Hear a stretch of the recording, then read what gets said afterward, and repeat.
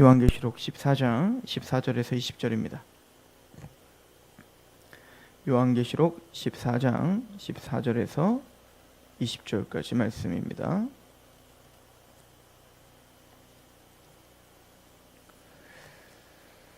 우리 같이 봉독합니다. 시작.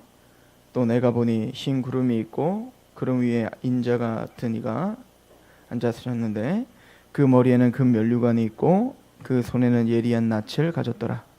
또 다른 천사가 성전으로부터 나와 구름 위에 앉은 이를 향하여 큰 음성으로 외쳐 이르되 당신의 낯을 휘둘러 거두소서. 땅의 곡식이 다 익어 거둘 때가 이르렀음이니이다 하니 구름 위에 앉으신 이가 낯을 땅에 휘두르매 땅의 곡식이 거두어지니라. 또 다른 천사가 하늘에 있는 성전에서 나오는데 역시 예리한 낯을 가졌더라. 그 또 불을 다스리는 다른 천사가 제단으로부터 나와 예리한 낯 가진 자를 향하여 큰 음성으로 불러 이르되 내 예리한 낯을 휘둘러 땅에 포도송이를 거두라. 그 포도가 익었느니라 하더라. 천사가 낯을 땅에 휘둘러 땅에 포도를 거두어 하나님의 진노의 큰 포도주 틀에 던지매 성 밖에서 그 틀이 밟히니 틀에서 피가 나서 말 굴레까지 닿았고 1600 스타디온에 퍼졌더라. 아멘. 요한계시록의 전체적인 어떤 구조 속에서 7이라는 숫자는 대단히 중요하죠. 그래서 7인과 7나팔 그리고 7대접 시리즈가 있는데 7나팔과 7대접 시리즈 그 사이에 우리는 막간이라는 것이 있어요. 여기 12장, 11장, 12장, 또 우리 13, 14 계속 이렇게 이어지고 있는데 12장부터 15장까지 또 7가지의 환상이 나와 있는 걸 볼 수 있어요. 그 중에 오늘 말씀은 6번째 환상과 7번째 환상입니다. 또 재밌는 건 7인 시리즈와 또 7나팔 시리즈에 또 보면 6번째 인과 또 6번째 나팔에 보면 최종적인 심판에 대한 이야기들이 나와요. 하나님의 악인들을 심판할 것과 또 최후의 심판에 대해서 또 그 저주에 대해서 설명이 되어 있습니다. 그렇다면 6번째 환상에서도 바로 그 심판 또 7번째 환상의 최종적인 그 심판에 대한 이야기를 또 우리에게 해주고 있는 것을 봅니다. 또 우리가 어제 또 상고했듯이 악한 자와 짝하는 자, 특별히 666의 표를 받아 짐승의 표를 받고 하나님을 대적하며 사는 하나님의 원리가 아닌 세상의 원리대로 살고 있는 그 세상에 대하여 계속 진노의 포도주를 먹는다 이렇게 표현을 해요. 그래서 바벨론이 우리 그 14장 8절에도 보면 또 다른 천사 곧 둘째가 그 뒤를 따라 말하되 무너졌도다 큰 성 바벨론이여 모든 나라에게 그 음행을 로 말미암아 진노의 포도주를 먹이던 자로다. 바벨론은 혼자 죽지 않는다는 거예요. 바벨론이라는 세상의 세력은 끊임없이 유혹하여 그들에게 진노의 포도주를 먹이던 자다라고 표현을 하고 있죠. 그럼 그 진노의 포도주가 뭐죠? 그 이야기를 이제 오늘 이제 설명을 해주고 있는 겁니다. 그래서 14절부터 16절, 우리 14장 14절부터 16절은 마지막 때의 마지막 추수, 그러니까 추수 때가 왔다라고 이제 계속 말씀하셨던 것처럼 이제 알곡과 가라지를 가르는 시기를 보여주고 있는 겁니다. 그래서 14절부터 16절을 보시면 또 내가 보니 흰 구름이 있고 구름 위에 인자 같은 이가 있다라고 합니다. 이것은 당연히 다니엘서 7장을 인용한 거죠. 다니엘서 7장에 인자가 있는데 그 인자는 심판주로서 하나님으로서 또 최종적인 재판장으로서 그 인자를 설명하고 있어요. 구름을 타고 있는. 그래서 예수님께서 구름을 타고 이 땅에 오는 인자로 설명되는 것은 이제 예수님이 그 구름은 바로 그 하나님의 영광을 보여주고 있죠. 그래서 구약에 하나님이 임재하실 때 특별히 시내산에 임재하시거나 또 하나님이 언약을 선포하시러 임재하실 때 항상 구름과 함께 오고 있는 걸 볼 수 있습니다. 이것은 단순히 구름은 타는 용도가 아니라 바로 그 영광을, 즉 하나님의 그 거룩한 영광을 그 죄인이 볼 수 없는 것을 상징적으로 보여줘요. 그래서 이 구름은 바로 하나님의 거룩과 그 영광스러움, 이제부터 예수님이 이 땅에 재림하시는 것은 이제 영광의 주로 이 땅에 오신다는 것을 보여주는 겁니다. 그래서 그 구름이 있고 그 구름 위에 인자 같은 이가 있다. 다니엘서에 말했던 그 심판주이신 바로 그 인자. 요한복음 계속 이야기에 인자, 예수님을 인자로 설명하고 있는 바로 그 인자를 말하는 겁니다. 즉 예수 그리스도께서 앉아 계시는데 그 머리에는 금 면류관이 있고 그 손에는 예리한 낯을 가졌다라고 이야기를 하죠. 금 면류관은 바로 그분이 우리의 왕이시다라고 하는 겁니다. 그분은 우리의 영광 받기에 영화롭음을 받으시기 합당한 우리의 왕이신 거예요. 이것은 사실은 그 계시록 13장에 그 용과 두 짐승이 나올 때 그 짐승들이 패러디한 겁니다. 그죠? 이 영광스러운 면류관을 사실은 예수 그리스도께서 갖고 계시고 또 모든 영광과 존귀를 예수님 받으셔야 되는데 그것을 그 짐승들이 자신들의 것으로 취하고 있는 모습들을 보여주고 있죠. 그러나 마지막 때가 되어 예수님이 재림 때가 되어서는 이제는 그분이 왕이신 것을 명명백백 이제 보게 될 것입니다. 그리고 그 손에는 예리한 낯을 가졌습니다. 그 낯이 무엇인지를 우리는 사실은 낯이 뭐다 이렇게 볼 필요는 없어요. 그러나 우리가 문맥적으로 볼 때에는 바로 이 낯은 알곡과 가라지를 정확하게 가르는 낯이겠죠.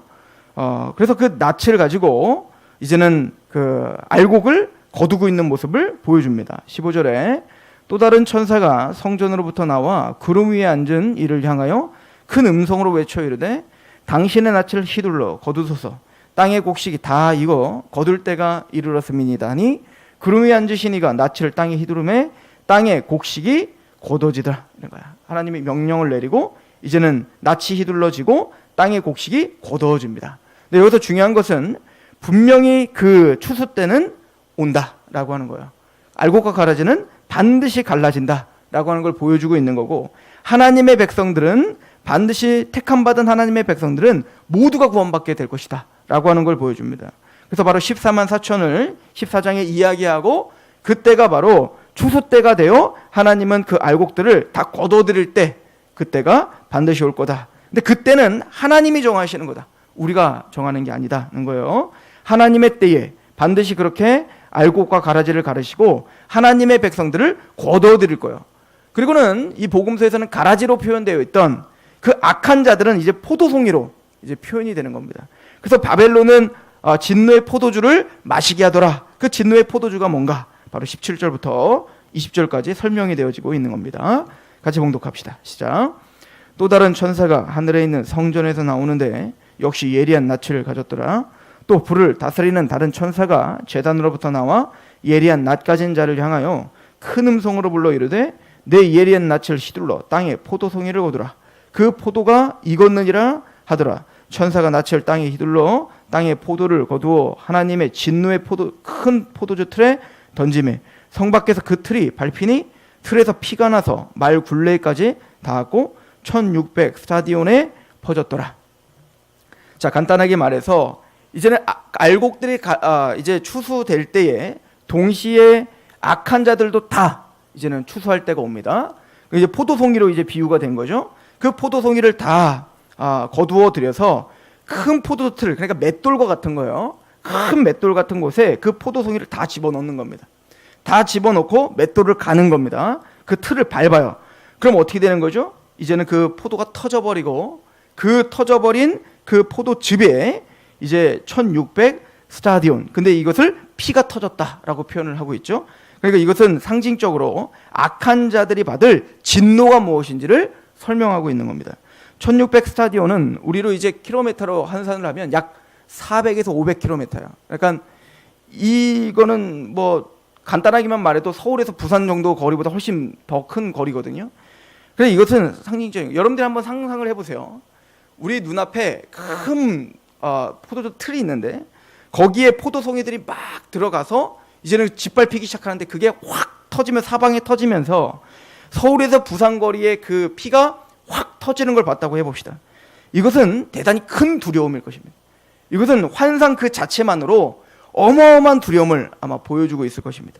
즉 이것은 그 하나님의 그 진노가 그 진노의 포도주 틀이 얼마나 두려운 것인 것을 보여주고 있는 것이고 그 두려운 포도주 틀에 그 세상 바벨론의 짝을 했던 그 666의 표를 받았던 달로 말하면 우리가 이제 나중에 이것이 이 사람들이 누군가에 대해서는 계시록 17장 18장에 더 자세하게 이야기할 거예요. 자, 이 사람들이 누구죠? 우리 18장을 한번 가보세요. 바벨론과 짝을 하여 그 진노의 포도주를 마신 자들이 누군가? 18장 우리 6절부터 보면 5절부터 보면 그의 죄는 하늘에서 사무쳤으며 하나님은 그의 불의의 일을 기억하시는지라. 그가 준 그대로 그에게 주고 그의 행위대로 갑절을 갚아주고 그가 섞은 잔에도 갑절이나 섞어 그에게 주라. 그러니까 요한계시록은 점진적으로 계속 우리에게 계시를 하고 계시는 겁니다. 그러니까 포도주를 너희가 바벨론이 마시기에 그럼 포도틀이 뭐지? 그 진노가 얼마나 강력하고 무서운 건지를 보여주고 그럼 그 포도송이들은 누구지? 라고 할 때 바로 이렇게 설명이 되어지고 있는 거예요. 육류의 표를 받은 자며 7절 그가 얼마나 자기를 영화롭게 하였으며 사치하였든지 그만큼 고통과 애통함을 갚아주라.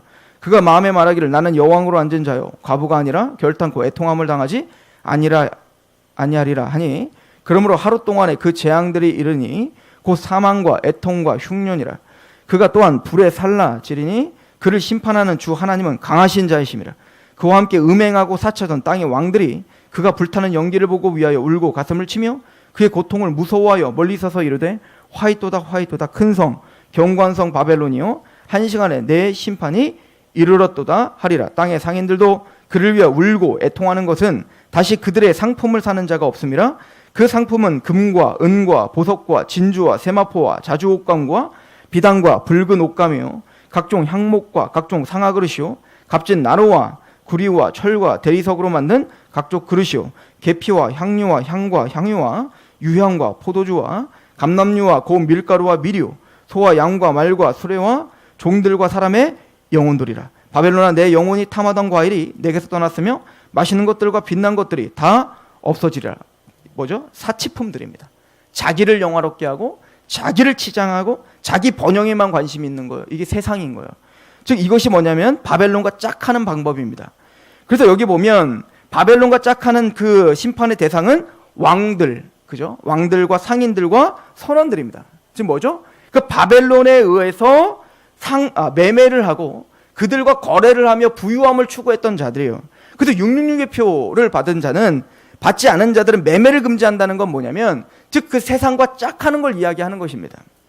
자, 그러므로 여기서 말하고 있는 이 세상 원리, 세상 그 번영을 추구하며 그것을 위해서 모든 목적과 인생에 모두 우선순위를 두고 그렇게 하나님의 원리를 짓밟고 있는 자들이라고 우리는 봐야 되고 그런 사람들이 바로 포도송이처럼 포도 틀에 들어가 1200배 스타디온에 피가 터지듯 그러면은 이게 실제적인 게 아니죠. 문자적인 게 아니라 그 두려운 환상 중에 하나님의 진노와 하나님이 그 죄를 얼마나 미워하시는 것을 보여주고 계시는 거예요. 사실은 우리 모두가 다 이 진노의 포도주 속에 들어가 우리는 이렇게 으깨져야 될 사람들이었어요. 그런데 우리가 14만 4천이 하나님 앞에 구원을 받고 이렇게 하나님의 그 영원한 안식을 누릴 수 있는 이유는 뭐죠? 바로 그 포도주 틀 속에 우리가 들어간 게 아니라 예수 그리스도의 십자가가 우리를 대신하여 들어가신 겁니다. 예수님께서 우리를 대신하여 으깨지신 거예요. 그것 때문에 우리는 뭐죠? 이 영원한 심판을 받지 않은 것뿐입니다. 그래서 이것을 14만 4천을 설명하면서 그 14만 4천은 이 땅에서 어린 양의 피에 속량함을 받은 자들, 어린 양의 피에 그 옷을 빤 자들이다라고 선언되고 있었던 겁니다. 나중에 이것은 창세기 45장에 그 유다를 축복하는 장면을 통해서 또 그 말씀을 인용한 거기도 합니다. 그 유다는 나중에 그 포도즙으로 옷을 빤 자다라고 이야기를 하는데 즉 그런 것처럼 구원받은 하나님의 백성들은 예수 그리스도께서 우리를 대신하여 깨지심으로 우리는 구속함을 경험한 하나님의 백성들. 그래서 그것이 너무나 감격하여 계시록 14장 3절에 우리는 이 땅에 속량을 얻은 사람밖에 부를 수 없는 새 노래를 부르고 있는 사람들이다 라고 우리는 문맥적으로 봐야 될 것입니다. 우리는 때로는 하루하루를 살아가면서 하나님이 우리에게 허락하신 그 큰 은혜가 무엇인지를 망각하며 삽니다. 그래서 하나님을 예배하고 하나님께 우선순위를 두는 것을 이런 하나님의 궁극적인 어떤 은혜를 잊고 있어 우리는 하나님께 감사로 돌려드리지 못하는 거죠. 그래서 하박국에게도 이런 마지막 심판 때를 보여주므로 하나님 무화과나무 잎에 모든 열매의 소출이 내가 없을지라도 또 내가 외양간의 소를 다 잃어버릴지라도 내가 주 하나님으로 만족합니다. 주 하나님으로 기뻐합니다. 라고 하는 고백을 그런 심판을 보여줌으로 받아내시고야만 하는 거예요. 마찬가지로 우리도 오늘 이 말씀을 통해서 초대교회나 우리들에게 보여주는 것은 그 예수 그리스도를 믿고 구원받았다는 것이 얼마나 값진 일인지를 다시 한번 상고하게 하고요. 또 일곱 인과 또 일곱 나팔이 그 궁극적인 목적은 회개를 촉구하기 위한 것이죠. 그런 것처럼 하나님은 그 중에 택함받은 자들을 끄집어내기 위해서 그 악한 자들에게서 빠져나와라 라고 계시록은 계속 우리에게 울부짖고 있는데, 그래서 우리는 그래서 세상을 향해서 울 수 있고 세상을 향해서 기도하는 거죠. 또 내가 사랑하는 자들을 위해서 기도하며 그들 앞에서 우리는 먹든지 마신지 무엇을 하나님의 영광을 위하여 하라. 너희들은 나처럼 나의 유익을 구하지 말고 남의 유익을 구하여 그들로 구원을 얻게 하라. 그래서 우리는 포기하며 사는 거예요. 그래서 우리는 희생하며 살고, 그래서 우리는 십자가의 길을 오늘도 걸으려고 하는 겁니다.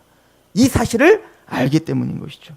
그래서 오늘 하루 이 사실을 알고 있는 14만 4천답게 그렇게 오늘 하루를 하나님 앞에 내어드리며, 또 주님 한 분만으로 기뻐하며, 또 주님 앞에 세상을 향해서 울 수 있는 그런 심령이 있는 하루가 되길 소망합니다. 그렇게 승리하는 하루가 되기를 하나님께 더 간구하며 기도하는 저람 되기를 축원합니다. 기도하겠습니다. 하나님, 우리는 하나님의 비밀을 아는 자들입니다. 세상 어떤 그 위정자들에게도, 또 그 어떤 부유한 자들에게도, 또 세상에서 그렇게 지혜롭다 하는 자들에게도 이 비밀을 나눠주시지 않았습니다. 오직 하나님의 친구인 예수 그리스도의 버친 하나님의 백성들에게만 그 비밀을, 최종적인 하나님의 역사의 마지막을 우리에게 알려주셨습니다. 그 역사를 아는 자답게 오늘 하루를 내 몸을 복종시키며 살게 하시옵소서. 그 최종적인 비밀을 알고 있고 그 복음의 은혜와 그 하나님의 자비를 알고 있는 자답게 그 복음에 감격한 오늘 하루가 되게 하시옵소서. 하나님, 주 예수 그리스도의 복음이 얼마나 영화로우시며 그 복음 때문에 우리가 얼마나 우리의 삶 가운데 영원한 안식이 있는지를 아는 자답게 오늘도 하나님을 찬양하고 경배하는 하루가 되게 하시옵소서.